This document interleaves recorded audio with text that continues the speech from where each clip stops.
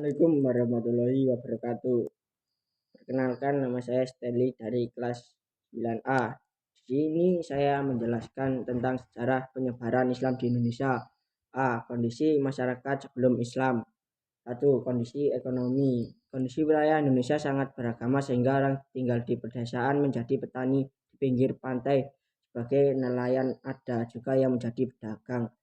2. Kondisi sosial politik sebelum Islam datang. Kondisi sosial politik dikuasai dua kerajaan besar Hindu Buddha yakin Sriwijaya dan Majapahit. 3. Kondisi agama dan kepercayaan sebelum Islam masuk, masyarakat memeluk agama Hindu dan Kapitan. Adapun para orientalis menklarifikasi kepercayaan nenek moyang menjadi dua, animisme dan dinamisme. 4. Kondisi sosial budaya. Tiap suku bangsa memiliki colok seni budaya dan bangsa kekayaan bangsa yang tak ternilai harganya tersebut dapat diperhatikan dan dilestarikan.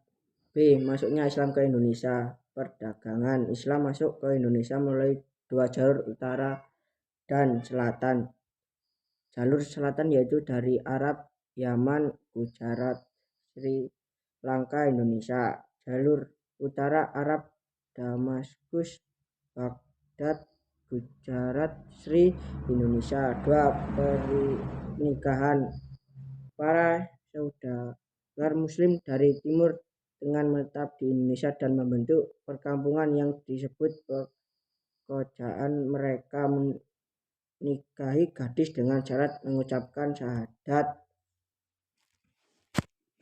3. Pendidikan. Penyebaran Islam melalui pendidikan dilakukan dengan membangun pesantren. Pendidikan Islam disegerakan oleh guru agama, kiai dan ulama di pesantren. 4. Seni budaya. Penyebaran Islam dilakukan dengan pertunjukan wayang yang dengan memasukkan unsur Islam.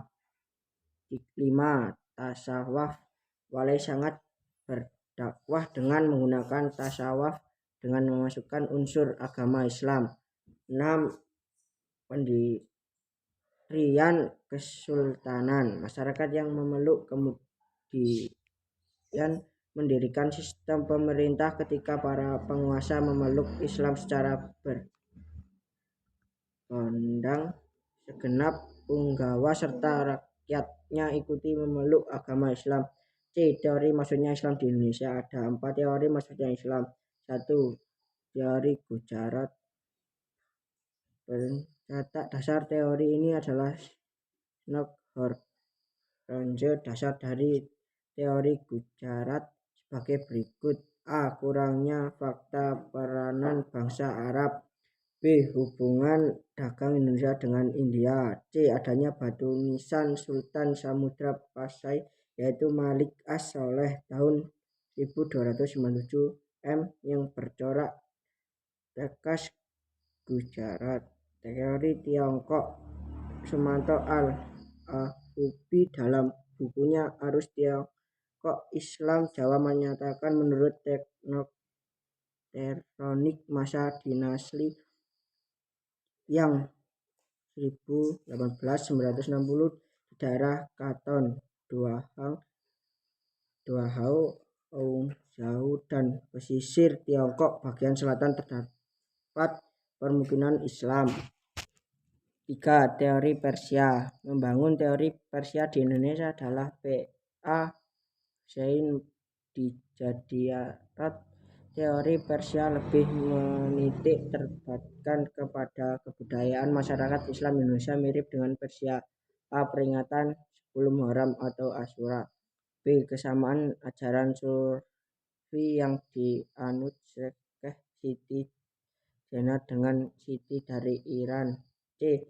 Ditemukan makam Maulana Malik Ibrahim tahun 4019 M di Gresik. D. Penggunaan istilah bahasa Iran dalam sistem mengejak huruf Arab.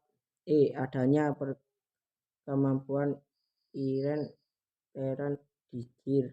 4. Teori Makkah. Teori Makkah didukung oleh dari H. Hamka van Leeuwen dan Dewi Arnold. Teori ini menyatakan Islami masuk pada abad ke-7 dan pembawanya berasal dari Arab Mesir. Dasar teori Makkah A. Pada abad ke-7 6704 m di pantai barat samudra sudah ada perkampungan Islam. B. Kerajaan Samudra Pasai menganut mazhab Hanafi. C. Raja-raja Samudra Pasai menggunakan gelar Al-Malik. D. Corak keislaman Indonesia. 1. Pendidikan. Corak pendidik Islam di Indonesia dipengaruhi salah satu jalur masuknya Indonesia, yakni perdagangan. 2. Perekonomian. Sejarah mencatat banyak tokoh Muslim Indonesia yang sukses dibanding ekonomi, contohnya KH Mahmudi dan Drs Muhammad Hatta.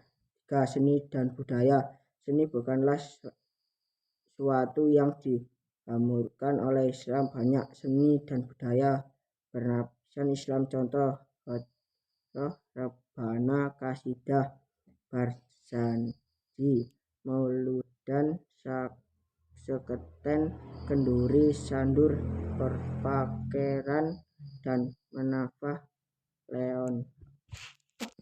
4. Politik. Perkembangan Islam di Indonesia turut mewarnai corak politik Indonesia. Ini dibuktikan dengan kerajaan awal Islam seperti Samudra Pasai, Malaka, Aceh, Darussalam, Demak, Panjang, Banten, Cirebon, Mataram, Ternate, Tidang, Gorontalo, Makassar, dan Banjar.